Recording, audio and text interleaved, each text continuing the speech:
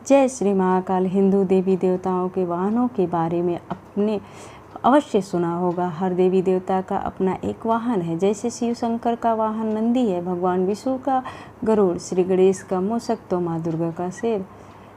कैसे ये पशु इन देवी देवताओं के वाहन बने और इनके पीछे क्या कारण था?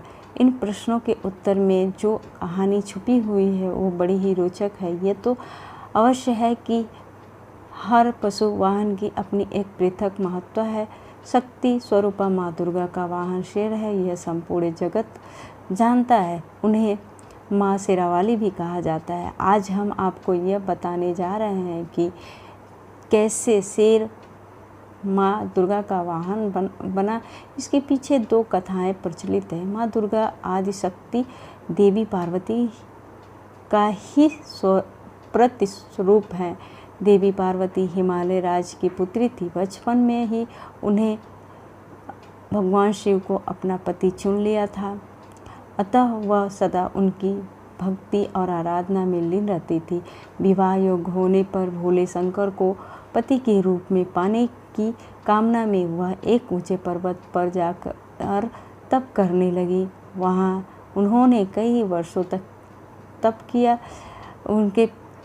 उनके तप से प्रसन्न होकर शिव जी ने उन्हें दर्शन दिया और स्वयं को पति के रूप में प्राप्त करने का वरदान उन्हें प्रदान दिया। इसके उपरांत दोनों का विवाह बड़ी ही धूमधाम से संपन्न हुआ, जिसमें सारे देवी देवता, ऋषिगण और शिवगण सम्मिलित हुए। विवाह उपरांत उनके दो पुत्र श्री गणेश और कार्तिकेय हुए। भगवान शिव को पति स्वरूप प्राप्ति के लिए कई वर्षों तक किए गए कठोर तप के फलस्वरूप देवी पार्वती का गौर वड़ सवाला हो गया था। एक दिन कैलाश पर्वत पर बैठकर हास प्रयास करते समय भगवान शिव ने माता पार्वती को काली कह दिया। स्वयं के लिए काली संबोधन सुन देवी पार्वती रुष्ट हो गई और गौर वड़ की प्राप्ति के लिए कैलाश छोड़कर तपस्या करने वन में चली गई। वन में एक वृक्ष के नीचे बैठकर वह कठोर तप करने लगी। इस बीच एक दिन एक भूखा शेर भटकते हुए वहां आ पहुंचा।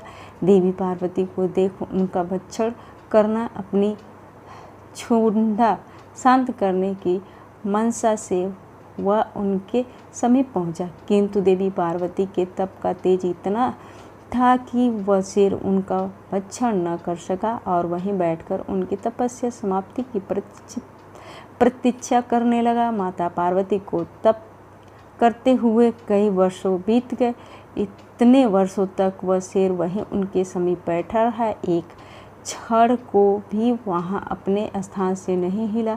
अतः देवी पार्वती के तप से प्रसन्न होकर शिवजी ने उन्हें दर्शन दिया और गौड़ वर का वरदान प्रदान किया।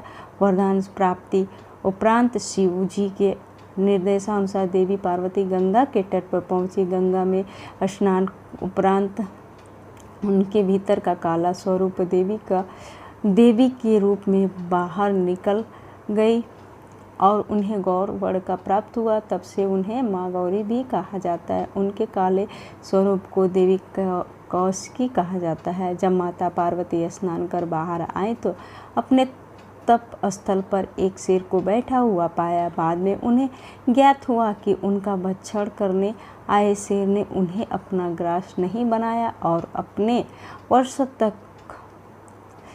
वर्षों तक उनके समीप बैठा रहा। इस तरह वह भी उनके तप में सम्मिलित रहा। प्रसन्न होकर वर्षों तक तप में साथ देने वाले शेर को उन्होंने अपना वाहन बना लिया।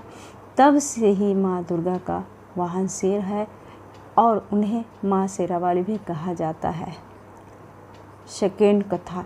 इस कथा का उल्लेख स्कंद पुराण में मिलता है। इसके अनुसार भगवान शिव और माता पार्वती के पुत्र कार्तिकेय और राक्षस तारक तथा और उसके दो भाइयों सिंहमुखम और सुराप दमन के मध्य एक बार युद्ध हुआ, जिसमें कार्तिकेय ने उन्हें पराजित कर दिया। पराजय उपरांत सिंहमुखम कार्तिकेय से क्षमा याचना करने लगा। कार्तिकेय ने उन्हें क्षमा कर शेर बना दिया और माँ दुर्गा के वाहन बनने का आशीर्वाद दिया। तब से सिंह मुखम शेर के रूप में माँ दुर्गा की सवारी है। जय श्री